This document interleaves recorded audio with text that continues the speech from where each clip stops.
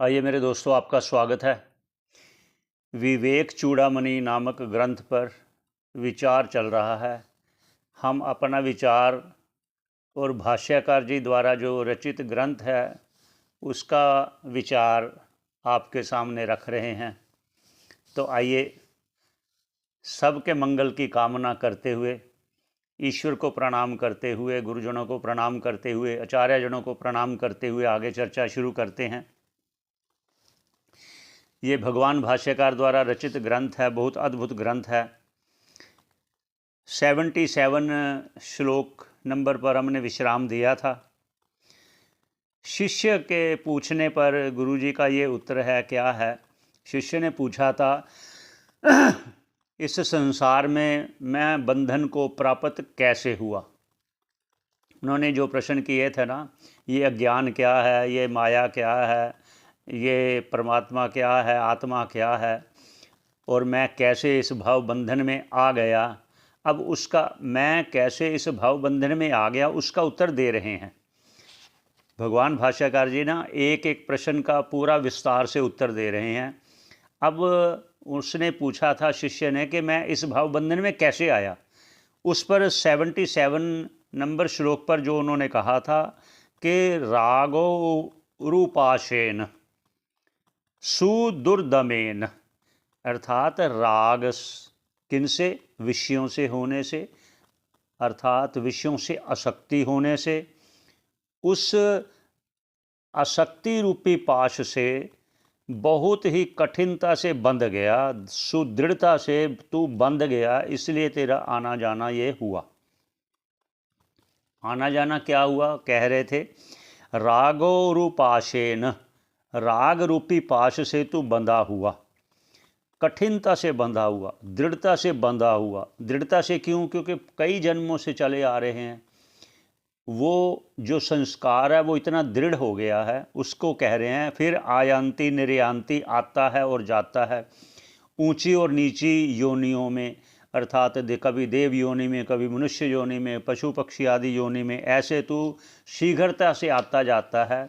अब भगवान भाष्य कह रहे हैं, ये तो मैंने तुम्हें कह दिया, तो आया कैसे? अब मैं तुझे उपाय भी साथ साथ कहता हूँ, तुम इससे बचेगा कैसे? क्योंकि पहले तो मैं तुझे बचाव का भी उपाय बताता हूँ ना, वो सुनो। अब विषय के रूप में जो विषयों से बंध गया, बंधने के कारण इस भाव सागर में आया।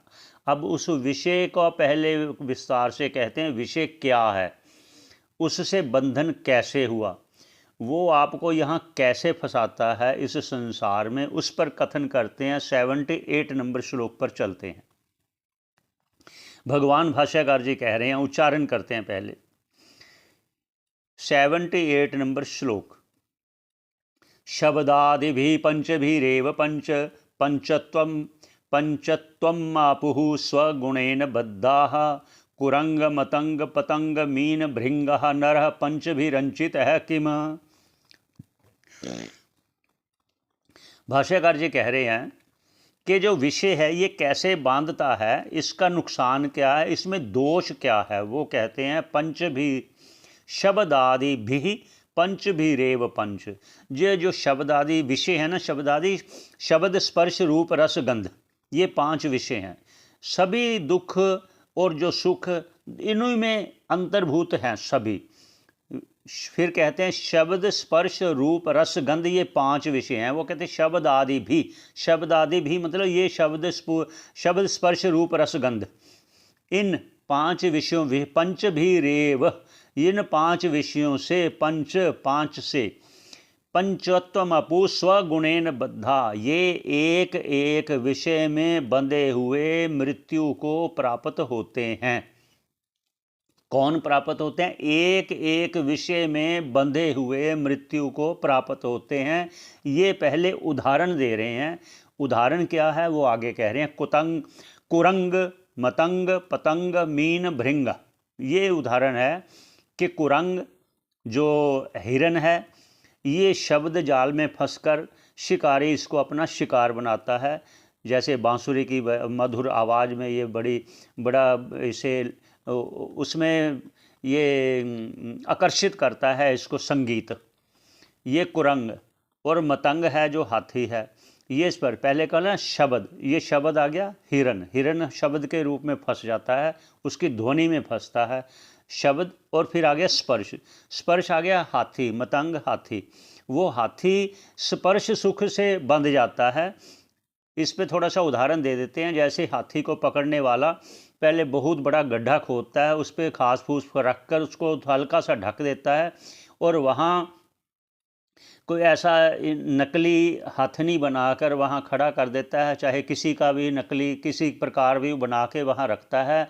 वो हाथी उसको स्पर्श करने से, स्पर्श सुख लेने से, उसके साथ जब उसको नज़दीक आता है तो वो गड्ढे में गिरकर उस शिकारी का शिकार हो जाता है, अर्थात उसका एक पालतू जानवर बनना पड़ता है उसको। ये आ गया मतंग का। अब आ गया पतंग, जो पतंगा है, फिर पहले है शब्द, फिर स्पर्श हाथी स्पर्श, फिर रूप, जो रूप है पतंगा है, रूप को देखकर आकर्षित होता है। और क्या है रूप, जैसे एक दीपक की लौ जलती है तो पतंगा मंडराता है, उसके दीपक की लौ पर बड़ा आकर्षित हो जाता है, उसी में घूमता घूमता उसे छूने की कोशिश करता है और मर जाता है। ये आ गया पतंग का। आगे आता है मीन, शब्द हो गया, स्पर्श हो गया हाथी, शब्द स्पर्श रूप का आ गया पतंगा, शब्द स्पर्श रूप, और आ गया रस। रस मीन है जो रस पर आकर्षित होती है। कैसे, जैसे कोई तालाब में जहाँ मछलियाँ होती हैं वहाँ कोई वो फेंकता है कांटा से लगा हुआ खाने का अंश, कोई भी अंश वो कांटे से लगाकर फेंकते हैं मछली को पकड़ने के लिए, तो उसी को वो अपना भोजन समझकर उसको मुंह में डालती है और फंस जाती है। ये रस आ गया। अब आगे आता है शब्द स्पर्श रूप रस हो गया। अब एक गंध रह गया, पांचवा विषय। जो पांचवा विषय है वो गंध है। गंध को कैसे है, वो भृंग, भृंग है, भृंग, भृंग जो एक वो कीड़ा होता है, वो फूलों की सुगंध लेना चाहता है। वो कमल का फूल जब खिलता है तो वो मंडराता हुआ आता है, उसकी सुगंध लेता है। वो सुगंध लेते में इतना मस्त हो जाता है कि शाम तक वो जब कमल बंद हो जाता है उसी में वो फंस जाता है। तो कोई आया या कोई जानवर आया या कोई जैसे हाथी आया, उसने उखाड़ा और फेंक दिया, ऊपर से चला और मसला गया और मर गया, मृत्यु को प्राप्त हुआ। ये भाष्यकार जी उदाहरण देकर समझाते हुए फिर कहते हैं शब्द स्पर्श रूप रस गंध, ये पांच विषय हैं, पांचों में एक एक का उदाहरण दिया है। जैसे हिरण है, हाथी है, और पतंगा है, मीन है, भृंग है। अब आगे कह रहे हैं नर पंच भी रंचित है किम, जो नर है, जो मनुष्य है, वो तो पांचों से जकड़ा हुआ है, ये फिर कैसे बच जाएगा, ये कह रहे हैं। ये उदाहरण से देकर उन्होंने कहा जो मनुष्य है वो तो पांचों विषयों में लिप्त है। हर मनुष्य चाहता है पहले शब्द, अच्छी अच्छी वाणी सुने, अच्छी अच्छी अपनी प्रशंसा सुने। अगर कोई उसको कोई गाली दे दे तो उसको नहीं सुनना चाहता। मतलब वो जो अनुकूल है वैसी चीज़ें फटाफट सुनेगा, वो सुनेगा, उसी में मस्त होकर वो अपना समय बर्बाद होता है। जैसे जैसे शब्द हो गया, फिर स्पर्श, हर आदमी जो है बड़ा कोमल कोमल चीज़ों को वो छूना चाहता है, जो कठिन हो उनको नहीं छूना चाहता। आगे शब्द स्पर्श रूप, अच्छी अच्छी वस्तुओं देखना चाहता है, बस उसी में मस्त, उसी में फंसा, फिर भगवान को भूल गया। शब्द स्पर्श रूप, रूप को भी देखना चाहता है, रूप, फिर रस, अच्छी अच्छी चीज़ों का रस लेना चाहता है, भगवान को भूल गया, बार रस में ही खो गया। फिर आ गया गंध, अच्छी अच्छी सुगंध लेना चाहता है, उस सुगंध में बस अच्छे अच्छे परफ्यूम लगाना, ये लगाना, वो लगाना, बस उसी में मस्त अपने जीवन व्यतीत कर देता है। इसलिए कहा कि जो मनुष्य है वो पांचों विषयों में फंसा हुआ कैसे बच सकता है। हे मेरे प्रिय शिष्य, मैं तुझे इसलिए सभी उदाहरण सहित बता रहा हूँ। आगे क्या कहते हैं, 79 नंबर श्लोक पर चलते हैं। अब ये उसने पूछा था ना मैं बंधन में कैसे आया, ये बंधन का कारण बता रहे हैं, साथ में उपाय भी बता रहे हैं। अब आगे क्या कहते हैं, चलते हैं। 79 नंबर श्लोक उच्चारण करते हैं। दोषेन तीव्रो विषय कृष्ण सर्प विषादपि विषम निहंति भोक्तारम द्रष्टारम चक्षुषाप्ययम। अब उसके मन की शंका आ गई शिष्य के, ये तो मान लिया आपने पशुओं का उदाहरण दे दिया, ते इस ये विषय जो है ना, विषय ये मनुष्य को कैसे पकड़ते हैं, ये पकड़ते कैसे हैं? क्योंकि वो चीज़ें जो है, मछली को खाना दे दिया, वो तो उसको दिखाई दे दिया, सुगंध आ गया, फंस गया, वो हो गया, लेकिन मनुष्य कैसे फंसता है ये बताइए। अब वो कह रहे हैं मनुष्य कैसे फंसता है। कहते दोषेन तीव्रो विषय, जो विषय में बहुत ही एक बहुत बड़ा दोष है। शब्द स्पर्श रूप रस गंध आदि जितने विषय हैं, इसमें बहुत बड़ा दोष है। वो क्या दोष है? वो कहते कृष्ण सर्प विषादपि, जिस प्रकार काला नाग एक सर्प है, उसका जो जहर है, उससे भी ज़्यादा दोष इसमें है। तो शिष्य ने पूछा गुरुजी कैसे है ये बताइए। तो आगे कह रहे हैं, उसका उत्तर दे रहे हैं गुरुजी। क्या कह रहे हैं? विषम निहंति भोक्तारम दृष्टारम, दृष्टारम चक्षुअप्यायम। ये जो विषय रूपी विष है ना, विषय रूपी विष, ये तो देखिए काला सर्प, गुरुजी कह रहे हैं शिष्य को, मैं तुझे बताता हूँ कैसे डसता। कहते हैं देखो काला सर्प जब डंग मारता है तो उसको विष चढ़ता है, लेकिन जो विषय रूपी विष है ना, ये तो देखने मात्र से चढ़ जाता है, इसलिए ज़्यादा जहरीला है ये। कैसे कैसे? कहते विषम निहंति भोक्तारम, जो वो सर्प काला सर्प है उसका तो डंक मारेगा तभी असर होगा ना। ते भोक्तारम दृष्टारम चक्षु, वो जो मनुष्य है वो तो विषय को देखता ही है। जैसे कोई सुंदर दृश्य देखा तो उस पर देखने ही लग गया, टकटकी लगा के देख, कितना अच्छा सुंदर दृश्य है। भोजन सामने देखा, अभी देखा है भोजन बहुत स्वादिष्ट, गोलगप्पे देखा, मिठाई देखा, फल देखा, मन ललचा गया, यार कितने सुंदर फल हैं, ये कितनी सुंदर मिठाई है, ये अभी तो देखा है तो मन उधर लग गया। इसलिए कहते हैं देखने मात्र से ही उसमें असर शुरू हो जाता है। काला नाग तो जब डंक मारता तब होता है, वो तो देखने मात्र से हो जाता है।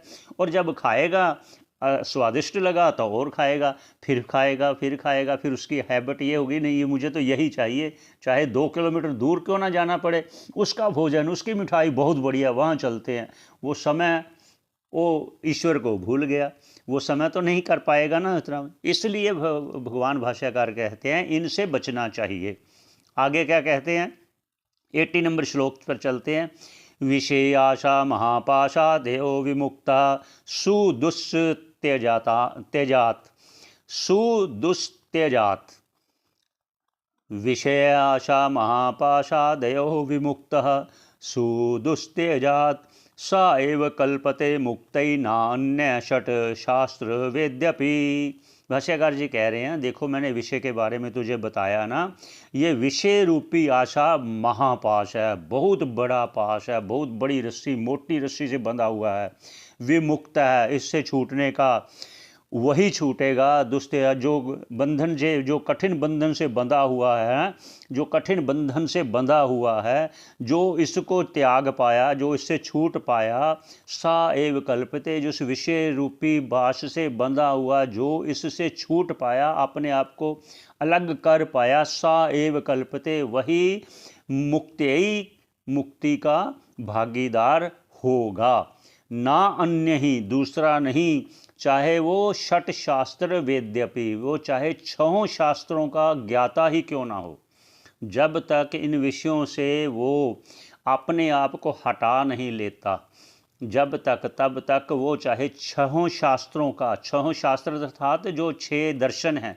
6 दर्शन क्या हैं? जैसे न्याय है, एक न्याय है, वैशेषिक है, पतंजलि योग सूत्र है, कर्म कांड आदि हैं, ऐसे जो सभी हैं, सांख्य शास्त्र है, सांख्य शास्त्र हैं, ऐसे सभी का चाहे शास्त्रों का ज्ञाता ही क्यों ना हो, जब तक विषय रूपी विष से दूर नहीं हटेगा, बचाएगा नहीं, चाहे विषय रूपी पाश से बंधा हुआ अपने आप को छुड़ाएगा नहीं, तब तक वो मुक्ति का भागीदार नहीं होगा। इसलिए हे मेरे शिष्य, हे मेरे प्रिय शिष्य, तुम्हें उससे दूर हटना पड़ेगा, इन विषयों को त्यागना पड़ेगा, तब तुम उस मोक्ष के भागीदार होगे। और आगे उसका उपाय बताते हैं कि और भी हैं, अकेला विषय से नहीं, और भी हैं। और क्या हैं वो आगे कथन करेंगे। यहीं विश्राम देते हैं। पुनः भेंट होगी, 81 नंबर श्लोक पर भेंट करेंगे। सभी के मंगल की कामना करते हुए यहीं विश्राम देते हैं। सभी प्रसन्न रहें, सभी खुश रहें, सभी पर ईश्वर कृपा करे। इस भाव सागर से पार होने का प्रयत्न करें, क्योंकि ये मनुष्य जन्म मिला है, ये दो पुनः मिले, कब मिले, उस समय क्या होगा क्या नहीं होगा। अब अवसर है, अब अवसर है, इसलिए प्रयत्न से प्रयत्न, ज़्यादा से ज़्यादा प्रयत्न करें, अपने आप को उस प्रभु की भक्ति में लगाएं तो अच्छा रहेगा। भव सागर से पार होंगे, जन्म मरण से रहित होकर उस परमानंद को प्राप्त करेंगे जीते जी। फिर मैं कहता हूँ जीते जी, मरने के बाद किसी ने नहीं देखा, इसलिए जो अनुभव जीते जी होगा उसी का आनंद आएगा, उसी का आनंद आप ले सकते हो, को उसी का आनंद आप कह सकते हो। यहीं पर विश्राम देते हैं। अगर अच्छा लगे तो आप शेयर कीजिए, दूसरे लोगों का भी कल्याण करने में आप सहायक होंगे। यहीं पर सभी के मंगल की कामना करते हुए यहीं विश्राम देते हैं। पुनः भेंट होगी। धन्यवाद।